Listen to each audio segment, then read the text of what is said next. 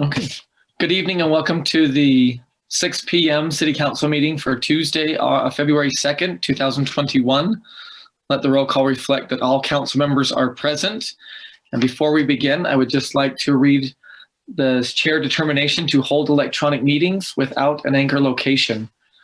It reads, in accordance with Utah Code 52-4-2074, I have determined that conducting meetings of the Ogden City Council with an anchor location presents a substantial risk to the health and safety of those who may be present due to the infectious nature and potentially dangerous health effects of contracting the COVID-19 virus. This determination is based on the following.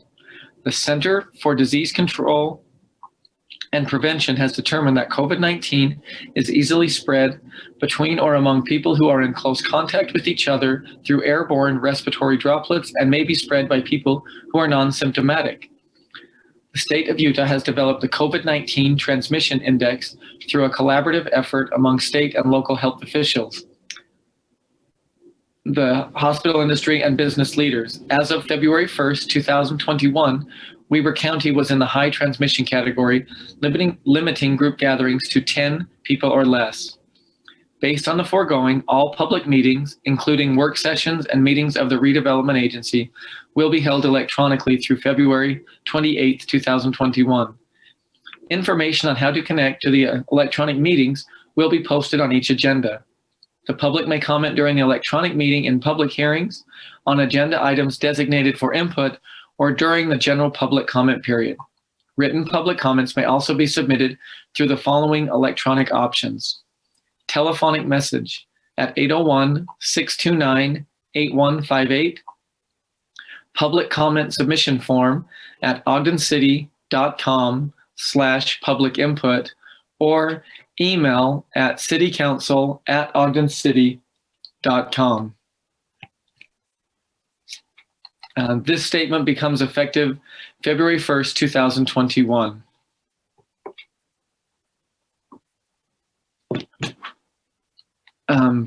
With that, we will go ahead and open our meeting. We've asked Vice Chair White to lead us in the Pledge of Allegiance. Please rise if you are able.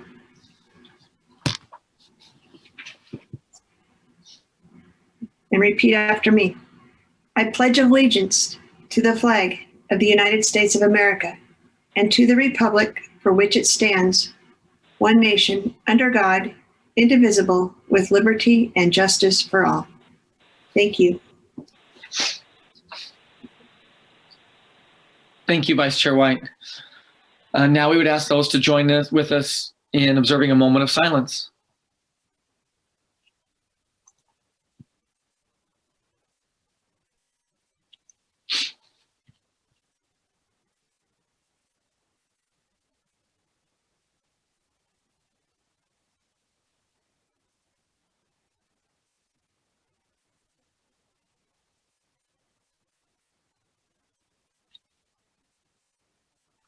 Thank you. First on our agenda, we have a couple recognitions. First is Idle Free Week, and we've asked Vice Chair White to go ahead and read that today. Thank you, Chair Blair.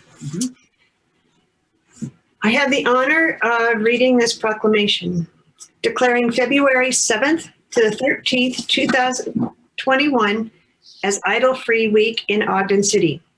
Whereas, like many valleys along the Wasatch Front, the physical geography of the Weber Valley, where the Ogden area rests, is prone to inversion, which results in poor air quality.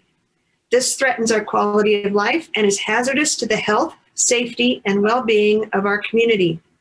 And whereas, vehicle emissions are a significant contributor to air pollution and release harmful pollutants into the air, which can cause and aggravate asthma and other respiratory diseases, especially during times of inversion.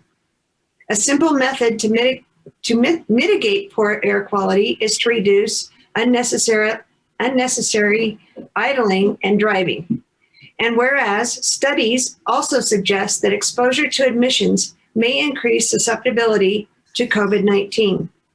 The research from Harvard T.H. Chan School of Public Health shows high levels of nitrogen dioxide and fine particulate matter correlate with higher mortality rates from the virus.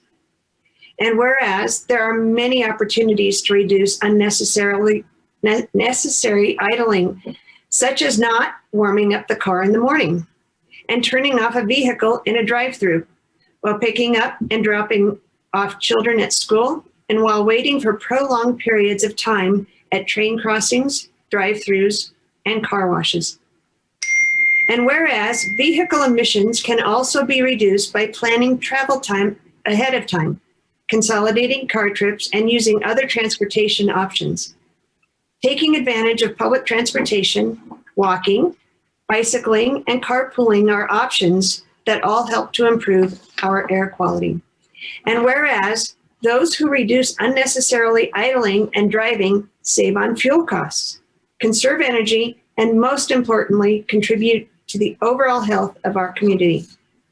Now, therefore, the Ogden City Council and Mayor Michael P. Caldwell hereby proclaim February 7th to the 13th, 2021 as Idle-Free Week in Ogden City.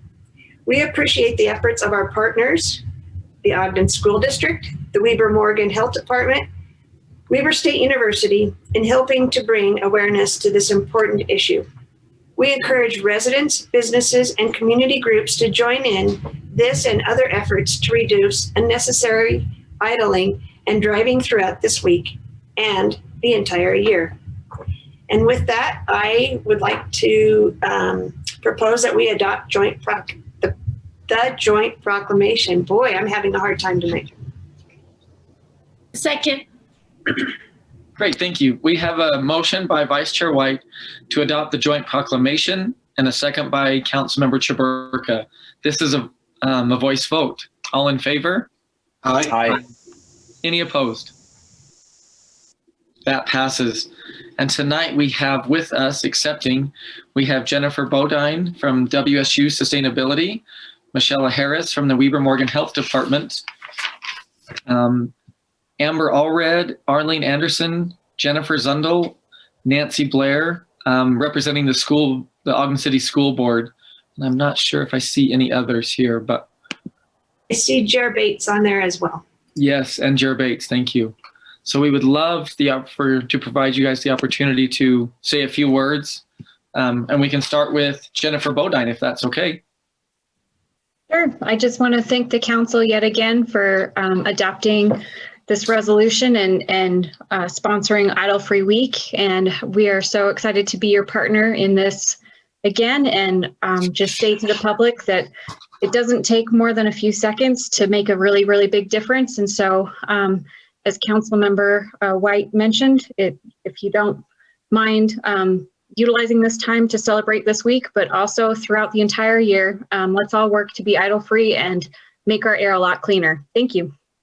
Mm-hmm. Do we have Michelle Harris with us? I don't see her on there. Okay. Is there somebody from the school board that would like to speak as a spokesman, or really can allow all of you the opportunity to speak if you'd like? I can go ahead and say a couple of things. I just want to let the council know that we appreciate their efforts in keeping this on our radar and bringing forth this resolution every year.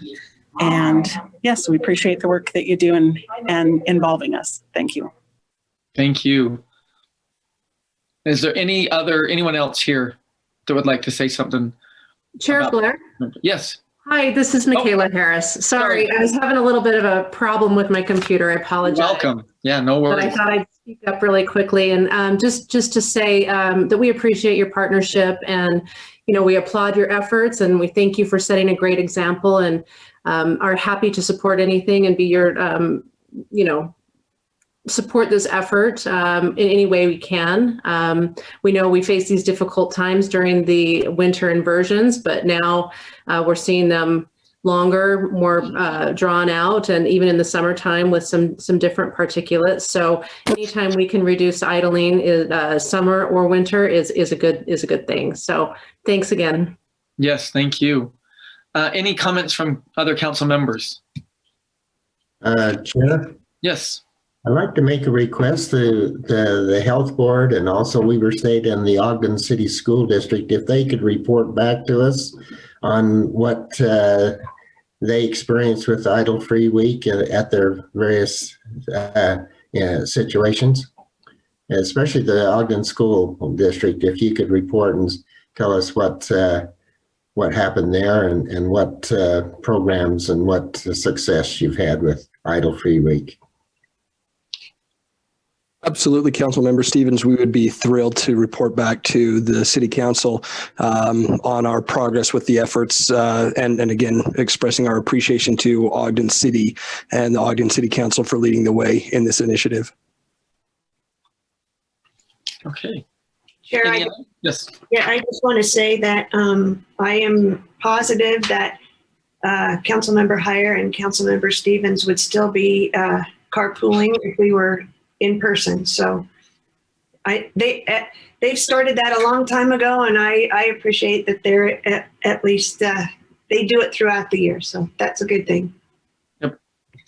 We do, don't we, Doug? And anytime you want to come by, Rich, we can just go around the block if you want.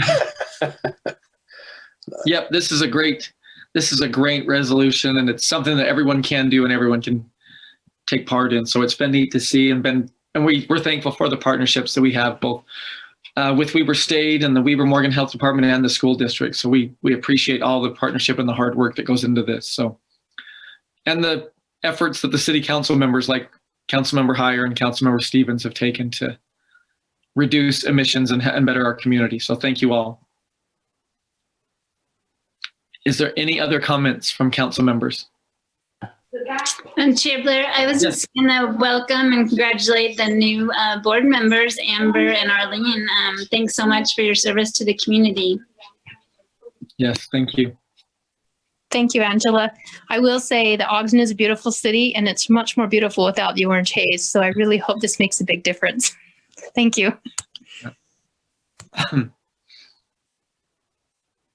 Okay.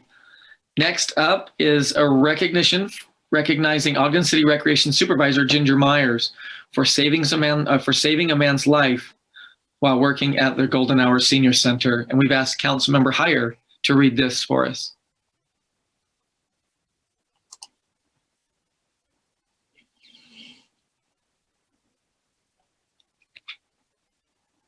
Hello. Rich, you're Member muted. Heyer, you're on mute. Do you know that so rarely happens, like almost every time? So, sorry about that. I'll start over again. It's my pleasure to make this recognition. The Ogden City Council and Mayor proudly recognize Ginger Myers for providing invaluable contributions to the Ogden community. As the recreation supervisor at Golden Hour Senior Center, Ginger Myers goes above and beyond the duties of her job to ensure the center's guests are taken care of. There is no greater example of this than early December of 2020, when a gentleman did not come to the center for lunch like he had done on a regular basis. Concerned and sensing something was wrong, Ginger tried contacting him. After failing to do so, she then reached out to his emergency contact and left a detailed voice message. The next day, Ginger received an emotional phone call from the gentleman's son, who lives out of state. He told her that she saved his father's life. He went on to explain that after he received her voicemail, he sent someone to his father's house to check on him, and they discovered he had fallen. He was unable to move and had nothing to eat or drink for several days. Thanks to a couple of caring phone calls from Ginger, he is now doing well and recovering. His son refers to Ginger as his father's guardian angel. We are grateful for the care and attention Ginger provides to this gentleman and all other seniors in the Ogden community. Her compassion, concern, and work ethic have been invaluable. She epitomizes the Ogden spirit, and we are incredibly grateful for her service and contributions to our community. This is presented the second day of February, 2021. Thank you, Ginger, for being caring and being insightful to the things around you. I wish we could be in chambers, Ginger, to give you all a standing ovation. That's a wonderful, wonderful story. But thank you. Thank you so much. Would you like to say anything or tell us anything? I'm just honored to really receive this recognition and have the opportunity to work for Ogden City here at Golden Hours, and wanted to thank the council and you, Mayor, for your support of Golden Hours and everything that you guys have done to show us support. And I really appreciate everything that you've done. This is an amazing story, and I appreciate the opportunity for it to be heard. Well, thank you. Thank you for the service that you provide and for having the wherewithal to go above and beyond. So we appreciate it. And thanks for the service you give to our residents. Thank you. Thanks, Ginger. Any other comments from council members? Chair, if I might. Yeah, please.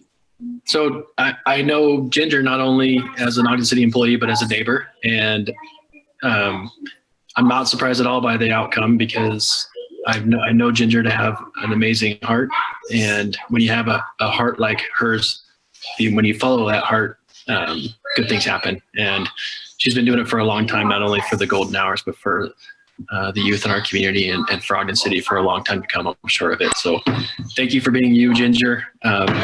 Continue to be you and listen to everything that is the essence of you, because it leads to good things. Thank you. Hey, Ginger, would you mind I'd love to just hear from you directly, just very, very briefly, maybe what prompted you to make that phone call? I think anyone that's probably been in my situation, that's a tough, difficult question to answer. But really it just came down to a feeling of something wasn't right, and really sided with my gut. And I would rather, be the person that just called and they said, they were running late or something like that. So really just a small feeling I had, and wanted to make sure that that person was okay, and wanted to follow through and make sure that when I didn't get the answer the first time, to follow through and make sure that that we at least knew that this person was okay, and that they knew that here at Golden Hours we were thinking about him and making sure that he was okay. And that's really what a senior center, that's what I feel like I'm here to do, is to make the seniors feel like they know that we care about them, and that we're going through hard times right now with COVID. And so just being that extra voice to let them know that we care about them, and that we look forward to seeing them every day for lunch pickup and things like that. So yeah, I don't know really if there's a different answer, but that's kind of where it led me. I really appreciate it, Ginger. I love my colleague, Rich Heyer, but I thought it would be a lot more fun hearing it from you directly. But thank you. Yes, thank you. Yeah. Chair, if I could just make a real quick comment in it. Ginger, thank you for all you do and what your service is to Ogden. But I think it reminds us, and at least reminds me of, we need to be good neighbors. And I appreciate that you just once more instilled in us that Ogden is built on people like you. And I just hope that there's a lot of people listening, and as Council Member Nadolski will say, neighbor up. So I really appreciate all that you've done. And I just hope, as you said, during these COVID times, that we all are listening and all just reach just a little bit into our hearts and make sure that everything seems to be going okay with our neighbors and the people that we are in touch with every day. So thank you very much. Thank you. Chair, Yes, please. I'm getting to that age when I can qualify for the senior citizens or the golden hour area there, and it's You might nice. You might want to get to know Ginger well then. Start buttering up to her now. Probably would. It's nice to receive the experience that Ginger had. In the world today, we have many stories that are negative, and this is a positive. And it's nice to hear that type. It refreshes our outlook on man. It refreshes our confidence in the human race, and it refreshes our understanding of one another. And I think that's the most important aspect that I think, Ginger, you have, is that you understand those who come to the center. And I hope they appreciate that. Thank you. Yeah, Ginger, would you mind sharing how long you've been working there? So I've been with the city over 3 years, and I've been over here at Golden Hours for almost a year now. Almost a year. Okay. Thank you. I appreciate it. Mm-hmm. Yeah. So I would just like to kind of add, we all have experienced some rough times with COVID, but I do think that is one of the silver linings of this pandemic, is it's made us be a little bit more cognizant of those around us and make sure that everyone, not just you and your family are doing well, but that everyone's getting through. And so I appreciate you, Ginger, looking around and expanding your circle and making sure that everyone that you come in contact with is getting through. I would like to know, do we have an update on how this gentleman is doing? So I haven't been able to see him because the rehab location that he's at isn't allowing visitors, but I have been able to pass messages through their staff. And we had ordered him some Christmas shoes, and so I was able to deliver those. So from what I'm hearing, he is doing well, very grateful, and is looking forward to hopefully returning to Golden Hours at some point. Yeah. That's wonderful. Chair? Yes. I'd like to be a little adventurous here and see if we wouldn't mind unmuting and just giving Ginger an applause. Yeah. So I think we should try a virtual clapping here, if you wouldn't mind. Are you okay with that? Yep, that'd be great. Thank you. Yeah, it doesn't work very well. Thank you. Yeah. Well, That was amazing. Thank you. Yep, well deserved. Thanks.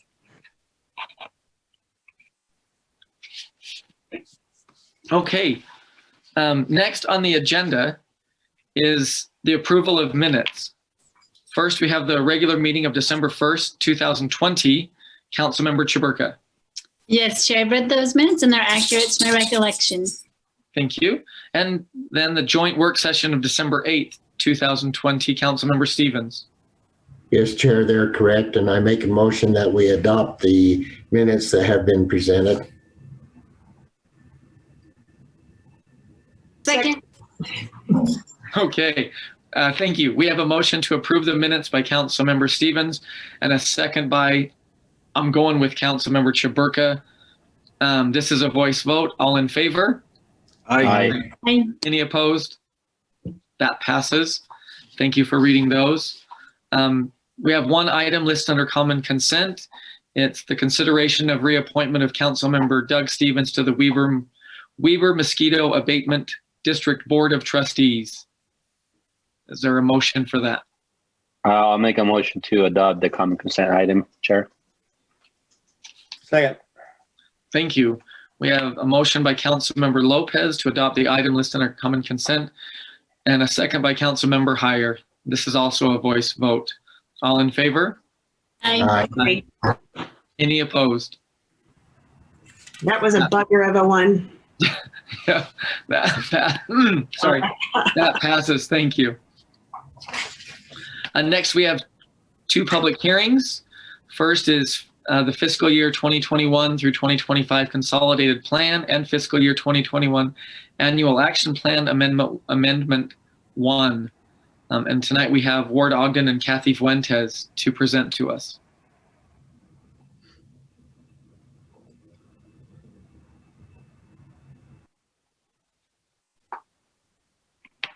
Maybe.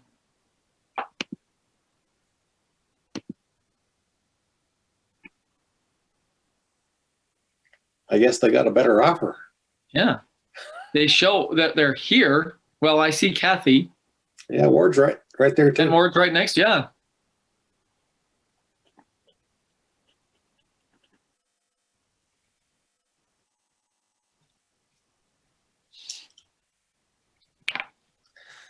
Well, Chair, I guess in light of yeah, I just had to find my. Here we go. Button. I'm sorry. There we go. I had to find the button for unmute. I was trying to get my PowerPoint going.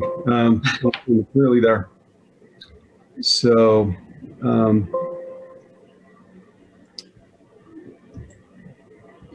let's see. Need to get my presenter notes on the. Okay, now I think we can do this. And switch. There we go. Okay, it's my pleasure to present the agenda item today, which is an amendment to our action plan and our consolidated plan. I don't see anything, Ward. Oh, you're I don't not know if you shared your screen or not, but I don't see anything on there. I'm going to have to start this again and go here. And okay, I need to hit share screen again. Okay, are we doing it? There we go. Now do we have it? There it goes. Yes. Yes. Sorry, this shouldn't be this hard. I need to.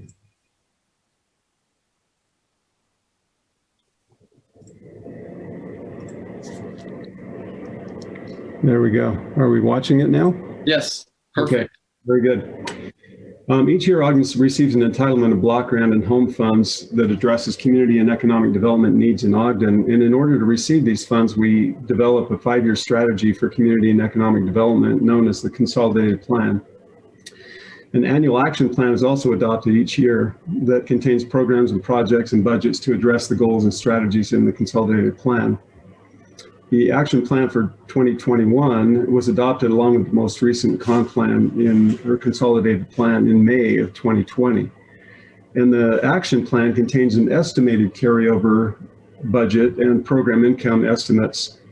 And each year after the year-end numbers are reconciled, the staff has to present an amendment to the action plan, which corrects those and makes them actual carryover numbers and updated program income estimates. We had a work session on this with the council on December 8th, and then we met with our Citizen Advisory Committee also in December. They made recommendation for the council to adopt these amendments. And then on January 5th, we held a discussion with the City Council. And on January 18th through 22nd, we conducted a public comment period, which is a requirement from HUD. And that's why we are bringing it back to you again, because the public comment period was after the last discussion. So this is basically the same discussion we held on January 5th. And so I'll kind of move through the slides quickly since we've seen this before and there were no public comments. So there's really no change to the recommendation. This is basically the plan, no recommended changes to the plan. Here's the sources or the basic summary of what we're going to be doing. We adjust the entitlement award amounts. There were some small adjustments made by HUD, and then we update the budget with our carryover, our program, and then we allocate those additional funds. There are two small changes made to programs. One is to add the goal of new housing construction to the Quality Neighborhoods program. And then the other is to increase the goal of Owen and Ogden loans to 50 loans. The sources and uses of this amendment are in a net increase of about $2 million. There was about a $6.4 million budget, and it's now increasing to 8.4, and it's made up in the following ways. We got a new entitlement of CARES Act money from the federal government, and with a small reduction of $311, it amounts to $337,595 in increase in entitlement. And that's being used in the business loan program for impacted businesses.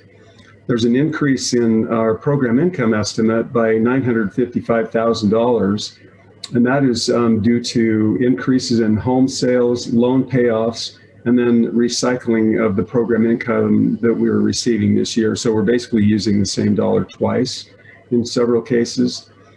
There's an entitlement carryover increase of $727,000. This is due to the fact that last year we received a large amount of community development block grant program income, and we are required to spend our program income before we draw our entitlement amount. So because we spent that program income, we have a larger amount carrying over than we had anticipated. And here are the line items that $2 million is being allocated to. $80,000 to the infill housing program, $200,000 to the Owen and Ogden program. We're nearly done with our current budget.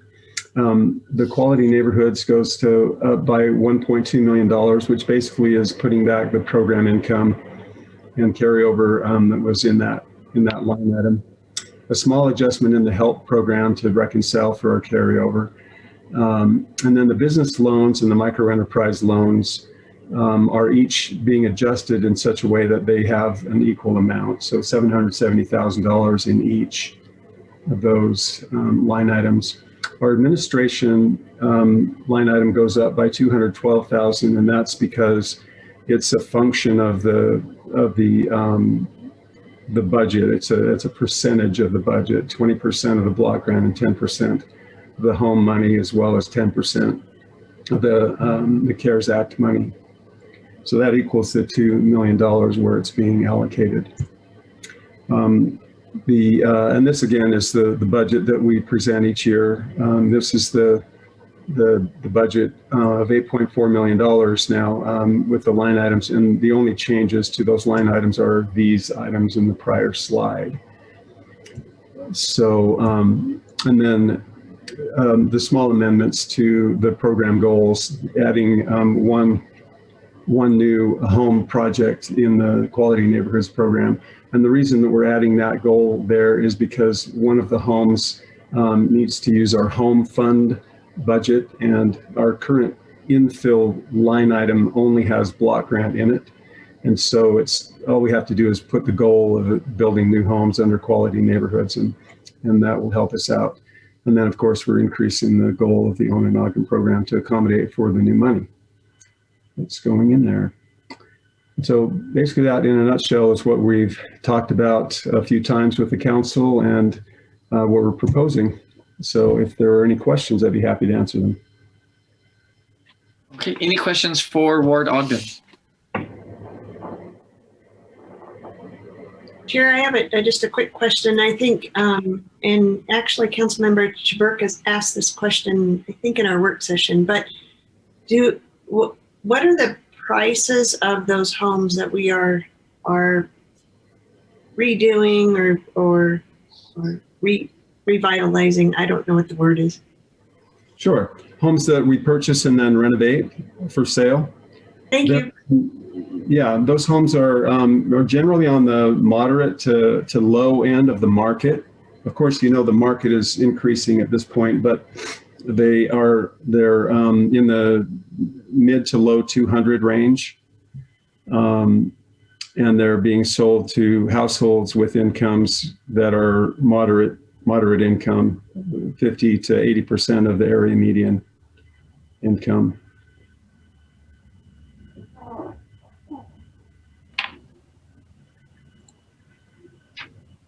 So Ward, compared with last year, are you working with more money this year than last year, or the same, or what's the breakdown on that? It kind of escalates a little bit. When we recover home funds that we use for renovation and sale of homes, it's not like we're making a profit per se. It's more that we invest money and then we recover it when we sell the homes. And the faster we can renovate homes and sell them, the more often we can use that same dollar. So sometimes in the same year, we'll use the dollar twice. So it looks like we have a lot more money, but it's really just making good use of the dollars in that fiscal year. I'm glad you mentioned that, Ward. I've been on the council a number of years, and I've sat in on your report, and you and Kathy are just doing a great job. You can always tell when you've gone into a neighborhood because you can pick out those homes that you've renovated and you've improved, and it just seems like this uplifts the neighborhood and it improves the city. And but you're doing a great job, and Kathy, I'm sure she's right there with you. But you're just when you say you've used the dollar twice, that shows that the department is well managed and you're using the funds correctly, and I appreciate that. Thank you very much.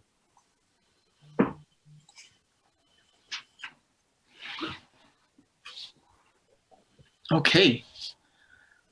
If there's no other comments or questions for Ward, it is a public hearing, so we can take public input on this. Any other comments or questions? Seeing none. Can we have Brandon or Eric explain how to be part of the public input process, and then Absolutely. Thank you, Chair. Thank you. For those of you who want no problem. For those of you who want to participate in this public hearing, you must be joining us via Zoom. You can raise your hand by using the raise hand application on the bottom of your screen. And please remember to limit your comments to 3 minutes and state your name for the record.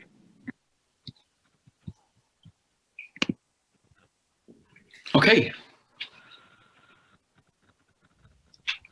So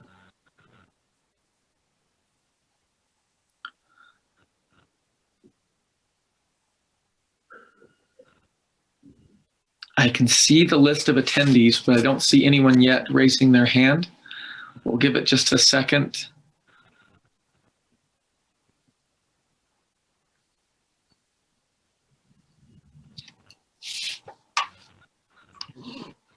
Still not seeing anyone raising their hand. I think we're okay to go ahead and take a motion to close the public hearing. So moved.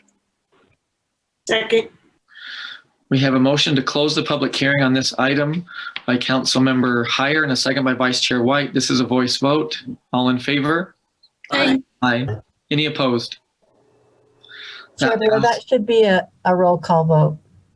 To close the public hearing? Oh, I'm sorry. Okay. My bad. Okay. And then we'll go ahead and take a motion, or go ahead and accept a motion on this resolution. Chair, I'll make the motion then that we adopt resolution 2020-33. I second. Thank you. We have a motion by Councilmember Heyer to adopt proposed resolution 2020-33 and a second by Councilmember Stevens. This is a roll call vote. Councilmember Chaburka? Aye. Councilmember Heyer? Aye. Councilmember Lopez? Aye. Councilmember Nadolski? Aye.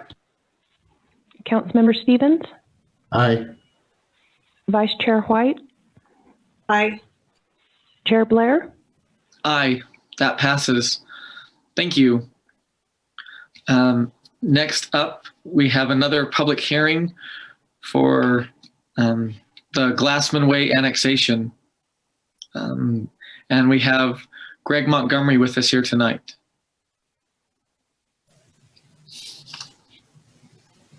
Okay, is that pulled up on the screen? Yes. Okay.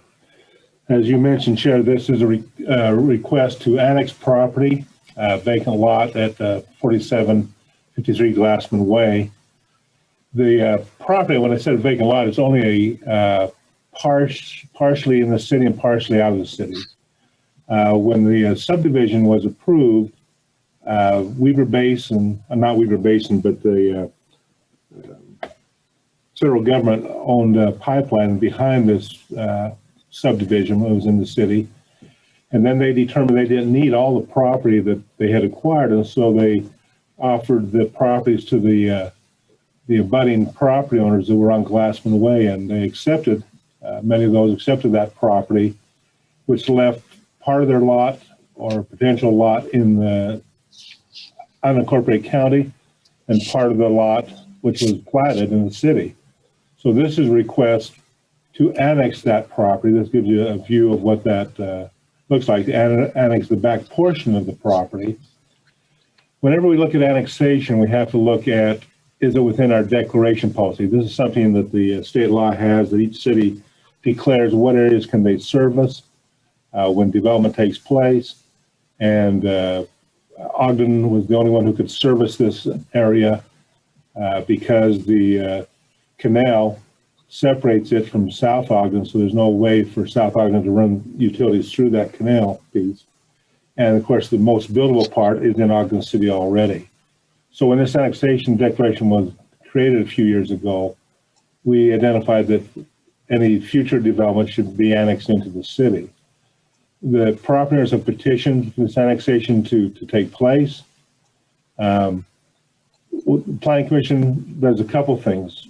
One is they look at what is the appropriate zoning if this property is annexed, and it'd be appropriate to be the same zoning as the lots in on Glassman Way, to be R18.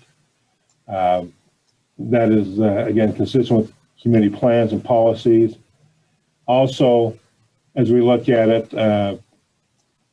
this is the only property that's petitioned, and so this would be the only property we'd consider for annexation at this point. This seems to be a very simple, straightforward, and it's taken a lot longer to annex and get to this point than you'd hope, but because of state law and the noticing periods and all the time frames that take, the proposal to annex this property received a recommendation of approval. During that time frame, the Planning Commission also gave a recommendation to amend the subdivision so this lot could be all in one lot and not divided by two parcels. And that's all contingent of recording that based on the annexation. So the Planning Commission's recommendation to you is to rezone this 8-0 so that that new lot can be developed and built on.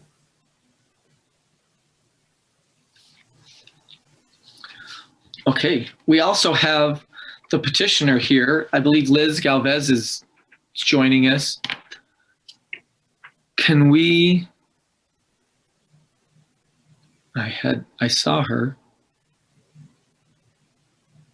Oh, I'm here. Can you hear me? Perfect. I can hear you, yes. I'm not sure how to do the zoning, but yes, thank you. Yes, we're here petitioning. We'd like to change that so we could build a single family home on that and use all of that area. Okay. And then we would pay our taxes all to Ogden instead of, right now we're paying some to Ogden and some to Weaver County. Yeah. Are there any questions for the petitioner, Mrs. Galvez? Okay. Thank you, Liz. Thank you. Thank you. And thanks to Glenn and to for all the help. We appreciate it. Yeah. Okay, this is also a public hearing, so we will go ahead and take public input on this item.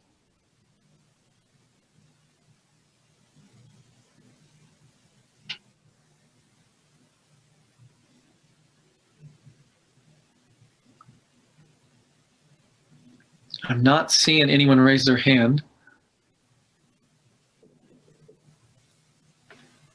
I think we're safe to go ahead and close the public hearing. Chair, motion to close the public hearing. Second. We have a motion by Councilmember Chaburka to close the public hearing and a second by Councilmember Nadolski. This is a voice vote. All in favor? Aye. Aye. Any opposed? That passes. And if there's no further discussion or questions, I would entertain a motion for this ordinance. Chair, I make a motion to adopt proposed ordinance 2021-7. Second. Okay, thank you. We have a motion to adopt proposed ordinance 2021-7 by Councilmember Lopez and a second by Councilmember Nadolski. This is a roll call vote. Councilmember Heyer, Aye. Councilmember Lopez, Aye. Councilmember Nadolski, Aye. Councilmember Stevens, Aye. Councilmember Chaburka, Aye. Vice Chair White, Aye. Chair Blair. Aye, that passes. Just like to thank the petitioners, Curtis and Liz Galvez. Thank you. Next on our agenda is public comments. This is an opportunity to address the council regarding concerns or ideas on any topic. Before you speak, please state your name and address for the record and limit your comments to 3 minutes.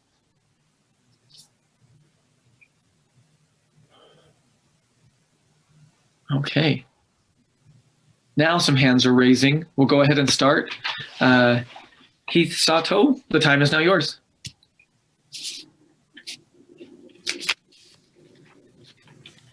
Hi, everyone. Keith Sato, Ogden resident and business owner. Last week, the mayor spent almost twice as long insulting me as the 9 seconds he spent responding to hours of citizens voting their unease regarding how homelessness issues and the selection of the new police chief have been handled by the city. I'm not here to draw the focus of the mayor. I'm asking over and over that these concerns just be responded to in a meaningful way. He referred to these concerns from the public as, quote, recreational outrage, unquote. I assure you there is outrage in the community, but it is far from recreational. He even spent time seemingly berating you, the members of this council, for your own concerns about the selection process of the new chief. At no point did the mayor spend even a moment answering any of the public or council's concerns. I would like to reiterate that everyone's issues about the selection of the new chief are not about him at all, but about the selection process that left us all in the dark. Last Thursday, I attended the virtual community conversation that included Chief Young, and I was very happy to see the new chief speak openly and knowledgeably when answering questions from the public. It was a refreshing 180 from what we've been getting from this mayor. Anyways, as you know, I emailed the mayor and council a week ago regarding questions about the city's recycling issues that haven't been answered. City Attorney Gary Williams was tasked with sending me an email that placed 100% of the blame on the recycling company the city works with and told me that the Sustainability Committee had no business being told about the matter because it was entirely a legal issue. I am left guessing that nobody told Mr. Williams that the city was claiming the holdup was due to delays and looking into a different technology because he never brought that up in his email. So tonight I'll direct my questions to the council instead of the mayor's office. The questions after the city's response are still, one, why was the Sustainability Committee never even informed that we had run into problems with recycling? And has anything been done to make sure the line of communication with them is more open in the future? If we were actually looking into new tech, isn't that the exact sort of thing to discuss with them? Otherwise, what are they there for? Two, it appears to me that the solution we ended up with, an extension on recycled earth meeting CUP requirements, could have been implemented many months ago. Was the delay due to recycled earth, as the city attorney claimed, or due to looking into new tech? We are getting mixed messages. Number three, and maybe most importantly, not telling us that our recycling was going into a landfill is as good as lying to the public. Why were we lied to? Nobody, not even you, the council, knew there was an issue for at least 4 or 5 months last year. Nobody seemed to know until a standard newspaper article exposed the problem. The public trust was harmed with the city's silence over this recycling issue, and our community deserves better answers instead of this ongoing cover your butt attitude. Even if the answer is as simple as, oops, we messed up, the public is owed an explanation explanation and/or apology for this failure to fix the problem in a more timely manner. Thank you, and I'll be following up on this next week for answers if they cannot be answered tonight. Good night. Thank you, Heath.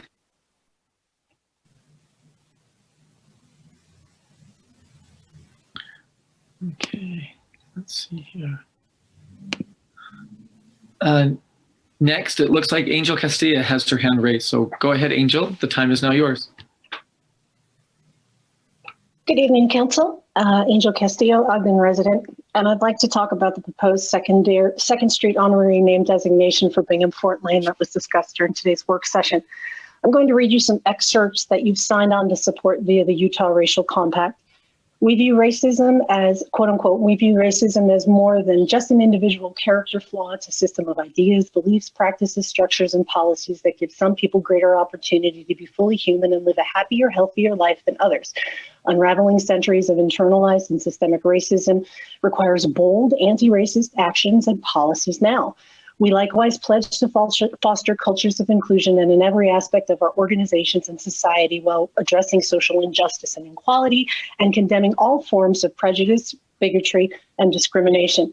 We further recognize that we must listen and learn from each other, realizing that as we deepen our understanding of differences, we in turn can be better understood. Now, there are 5 points in the Utah Racial Compact, and it begins with, therefore, we commit to and invite other Utahns to commit to these anti-racist principles and actions. And I'd like to read you point 4 and 5.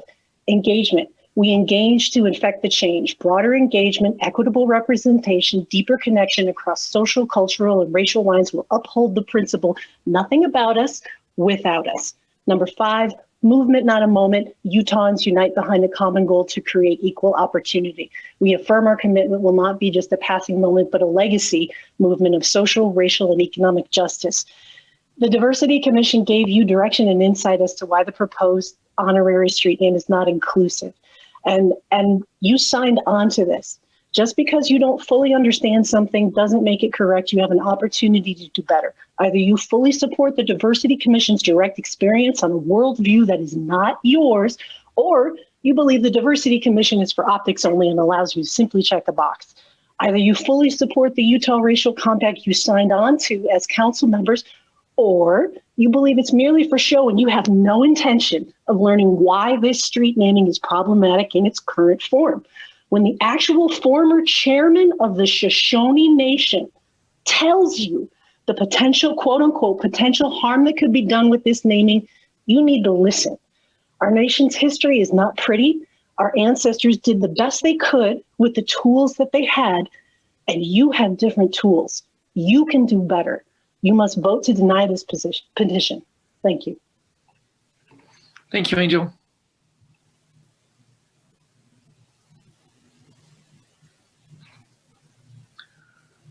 Okay, Kevin Lundell, go ahead. The time is now yours.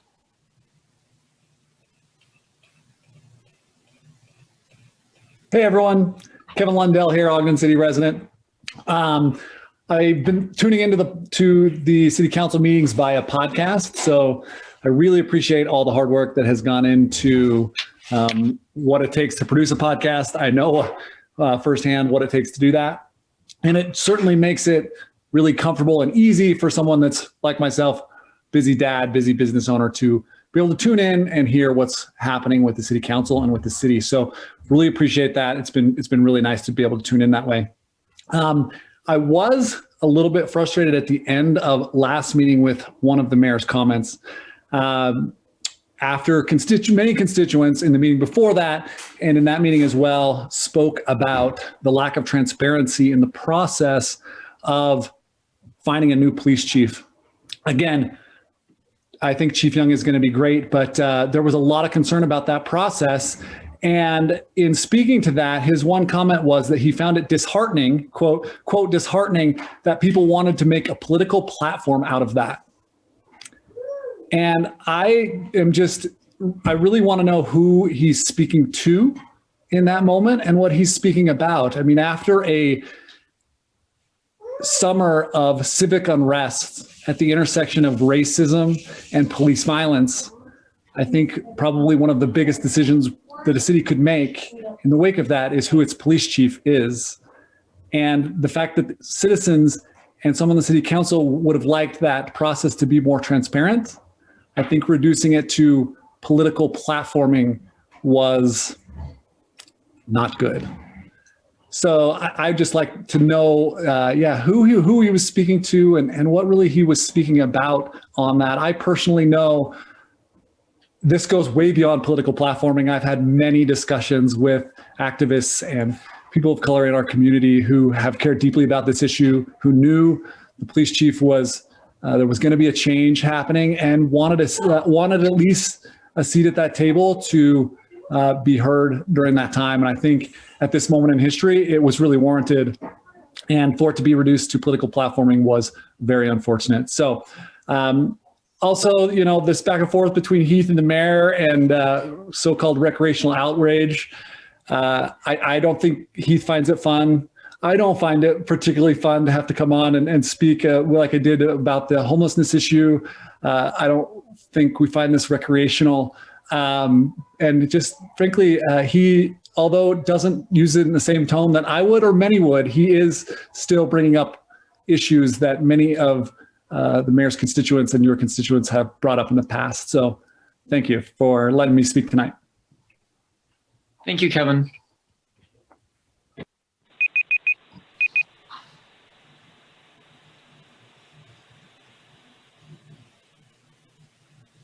Okay.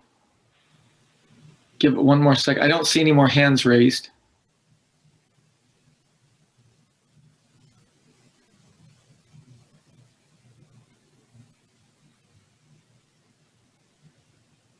Okay. I'll open it up to the council. Is there anyone on the council that would like to address? I believe Heath raised some questions or concerns about recycling. If anyone would like to go ahead and try to address those. If not, we can try to get more information for him.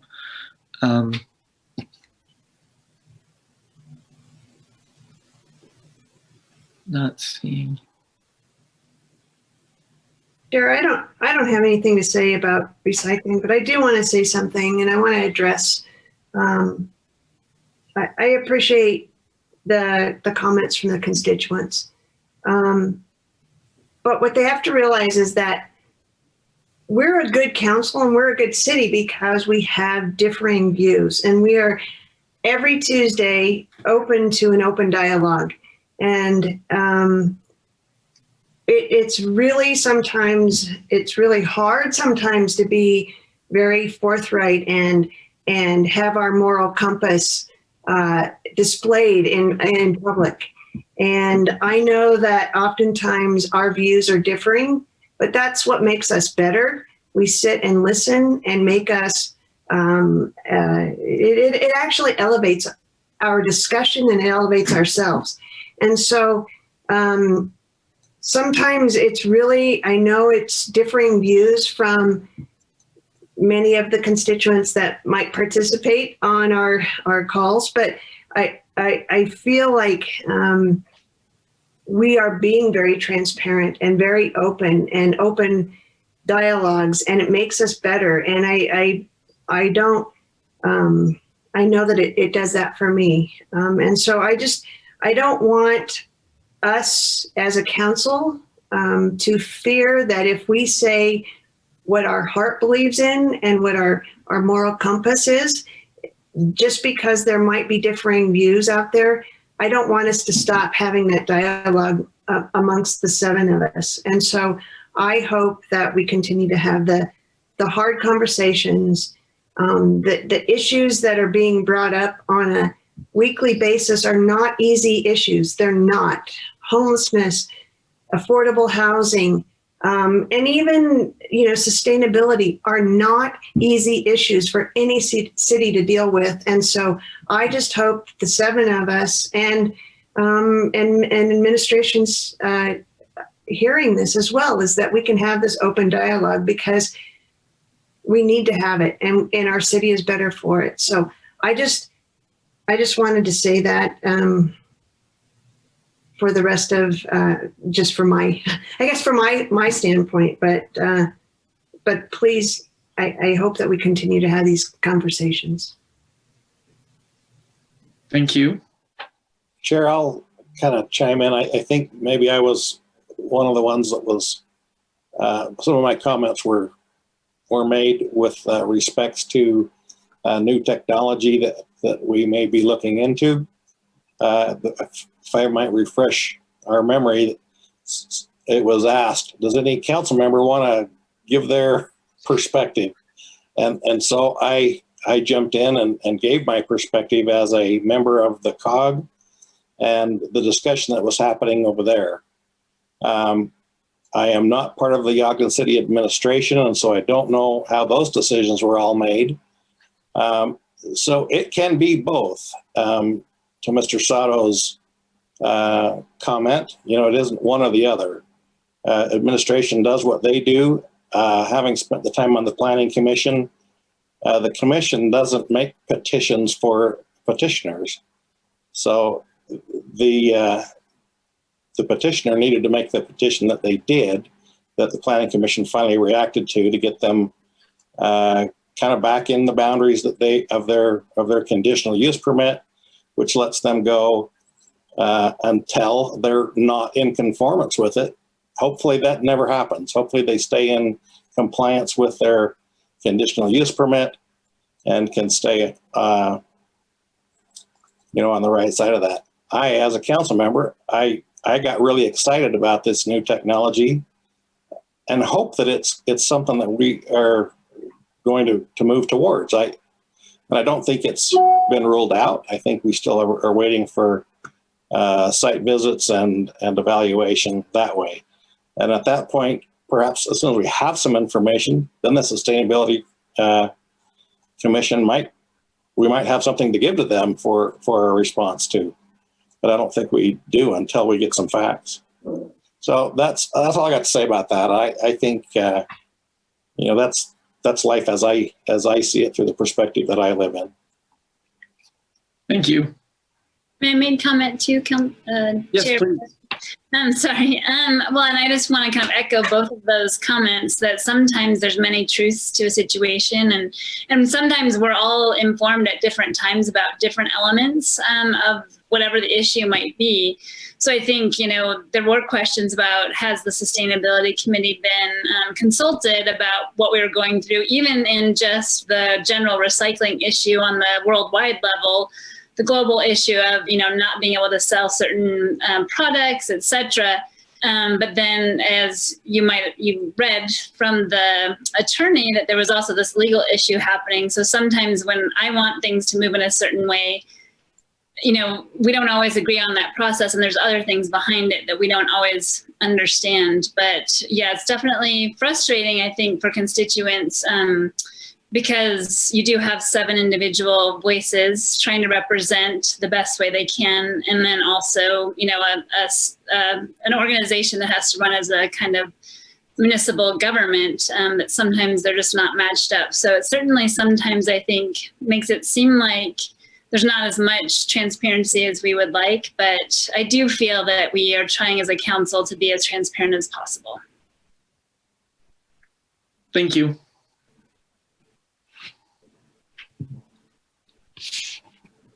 Chair, if I could make a comment too? Please. I just want to comment on, I don't recall the exact term, I think it was recreational rage or whatever it's being used. In my experience, 99 times out of 100, or 9 times out of 10, whatever percentage you experience yourself, I don't know, but most people don't start off mad. There's a lot of people who reach out to us who want to engage, who want to be productive and constructive. And, but when they're ignored, we really leave them with very little choice but to become enraged. And that's why I've spoken out so forcefully about the process that we used for the police chief appointment, not because I don't believe in the person that we selected. I wholeheartedly support Chief Young, but because there are a whole lot of reasonable people in this community who have been working for years to have a seat at the table when decisions are being made and when there are opportunities for input. And that effort, that work was totally ignored, and that frustrates me, because when you ignore people, then good, rational, calm, collected, and reasonable voices have no other choice but to become enraged. And I just don't want to see more and more of that in our community.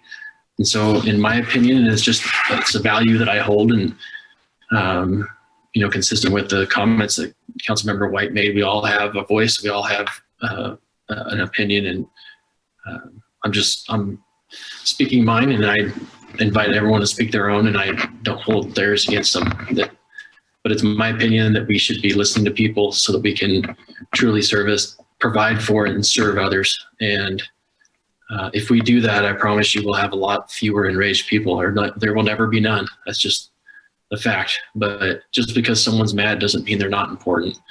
But I genuinely feel like we have a tendency to make people feel that way, especially when we ignore them. So that's all I've got to say about that. And I hope that we will always do our best to listen to people so that we can serve others at the best that we can.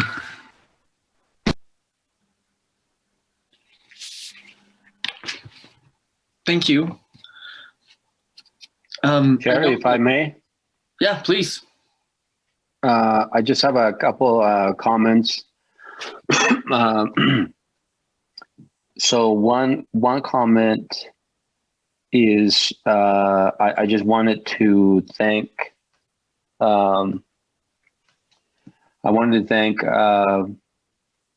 Brandon Cooper for following up on a request I had last week about the restaurant on Wall Avenue and the owner there wanting to get some information and about what's going to happen in that area. And I also want to thank Janine for helping me with that. So thank you to both of them.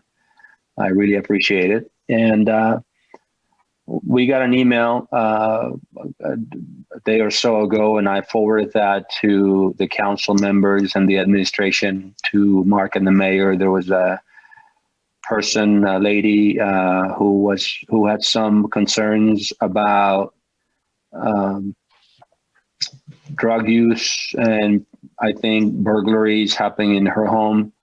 I don't know if the administration has had a chance to look at that. I don't know. It seems to be a reoccurring problem. I don't know if they've had a chance to look at it. And so I'd love to just ask that question.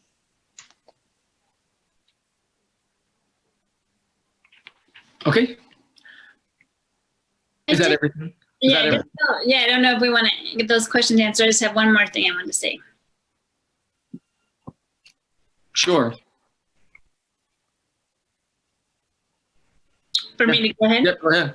Sorry. I just wanted to say, if this is our kind of closing comments, that I did see that there was an email that went out, as well as on social media threads, that there is a Marshall White Center electronic survey that's been sent out to the community. So if people aren't aware of that, there is, I think it's on the City Council Facebook feed. It's probably on the website for the city. But we really do want some feedback about what the community would like to see for a recreation center. That's all. Okay. Here. Thank you. Can I have a few comments on that, Chair? Sure. I was actually going to we haven't got to council comments yet. Okay. So if you want to, I was just letting letting us answer people's questions. And I was going to after that, turn the time over to the administration. But if you want to. No, I'll defer to council comments. Okay. Perfect. With that, I think we can turn the time over to the mayor or administration. Thanks, Chair. In response to Councilmember Lopez's question, we've been trying to have the community policing officer contact her and talk to her. We've also instructed our business licensing department to, this property is a good landlord property, and we've instructed them to maybe do an audit to see if they're in compliance, and just to make sure they have a business license and et cetera. So we're trying a few different avenues to check up on the issues that we've heard that she is concerned about. And I don't have answers tonight, but we are pursuing it from a couple of different angles. And other than that, we really appreciate the recognition that that you gave to Ginger today. She is amazing, and I think she represents a lot of our employees. I think we have amazing employees, and I think that was very special, and we thank you for doing that. And that's all I have tonight. Thanks. Thank you. Okay. Now, are there any other comments from council members? I'll take a few minutes, Chair. Okay. I also got that same information that Councilman Lopez, and I appreciate your report back, Mark. And I think it's well for us to maybe review those situations and see if we can find a solution, and hopefully we can reach to that point. The other aspect is on, I got an email from an individual who lives around 4th Street in Pingree. It seems like between there and 2nd Street that there is some speeding going on. And maybe a goal for our city to maybe look at some of those aspects. They say they're going more than 25, which is in residential areas. So Mark, if you could maybe take a note on that, I appreciate that. On Angela, with the Marshall White Center, the goal that the Marshall White Center should be is to serve the people of Ogden. And what I'm looking at is the Marshall White Center to be a center for all of Ogden, not just for a segment of Ogden, for everyone to enjoy. And that's the, I hope that the survey brings that out, that we want the Marshall White Center to be a center and an improved amenity for everyone who lives in Ogden so that they can enjoy that. And if we can maybe tie it to a complete package on rec centers entirely, but it's a very complex issue, and it will take a lot of time to maybe sort through those issues that are tied to the Marshall White Center, but I think we'll accomplish those aspects there. Now, to report on the mosquito abatement, it's a small department, but it's very well run. They are very proactive, and they have the equipment, necessary elements to perform in the mosquito abatement arena. In fact, they are noted as one of the best in the state. And it's a pleasure to serve on their board there, and I appreciate that. So I thank you for the opportunity of doing that. I enjoy associating with those who are on the board there, but I want to let you know that that organization is very well run, and it's well managed, and it is a proactive element.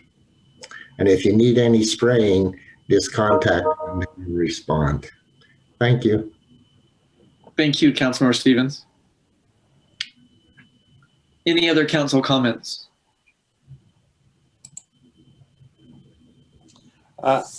Chair, I spent a little time in Punxsutawney, Pennsylvania, so I become acutely aware of what Punxsutawney Phil does on February 2nd. And at 7:23 a.m. Eastern Standard Time, he did come out alertly and observed a shadow and declared 6 more weeks of winter. However, how he did that through complete obscure overcast sky is a bit of a mystery to me, but he has declared 6 more weeks of winter. just thought you might be interested to know that. I appreciated Marcia's comments earlier. I think we've got to maintain an atmosphere where we can have open dialogue. I think we broached dangerously close to the idea, if you don't agree with me, not only are you wrong, but you're evil. And I hope we don't go there. I think that we can disagree and still be good people and work towards a common good. That is my whole concern about the street naming thing, as I hope we can find a way to come together, not to be divided by this issue. And so it appears to me it's becoming more the latter at this point. And I know that's not the petitioner's desire or ultimate goal. I am confident she's going to do whatever she can to make sure this comes together and is mutually satisfying for all concerned. But we got to give people the due respect that they deserve. So that's all I've got to say about that. Thank you. Could Puxatawny Phil give us some snow? That would be nice. They were having snow during the forecast. That's what I thought was really funny.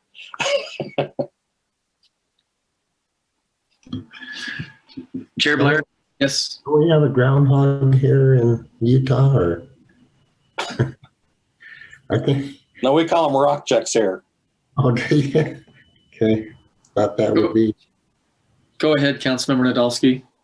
Thank you. I just want to signal my support and agreement for Councilmember Heyer's comments. I agree with him, and I don't hold his worldview against him at all. I hope you know I do love you, and I always will. I do disagree with you. That's a totally different thing.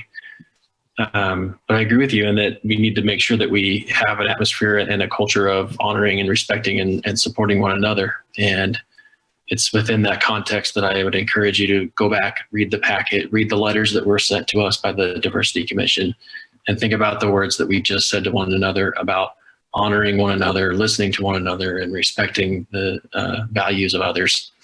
And that's all I ask. And at the end of the day, I don't believe that we need to have a 7-0 vote for everything. For me, I have my vote, you have yours, and I'm not going to hold your vote against you, just as I would hope that you wouldn't hold mine against me. Even if I'm on the losing end of any vote, I'm not going to hold hard feelings. I just want badly to speak my values and my truth, just as I'm sure that you wish to do for yourself.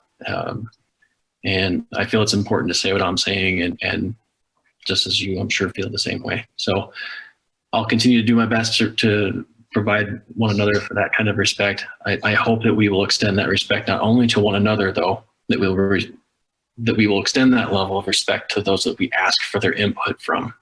Thanks, you guys. Thank you. Any other council comments? Seeing none, I would just like to also again, I thought tonight's recognition of Ginger Myers was one of those feel-good stories that takes place in our community all the time, and I'm glad that somebody brought that to our attention so that we could all hear it and share that story. And I hope that we have many more heartwarming and uplifting stories, because I know there's many that happen in our community. So it was neat to be able to recognize her, and I just hope that we can recognize all those people that are out there doing wonderful things for our community and protecting those around them. And hopefully it inspires us all to be a little better and expand our circles a little broader to take care of those around us. So if there's no other comments, I would entertain a motion to adjourn. So moved. Second.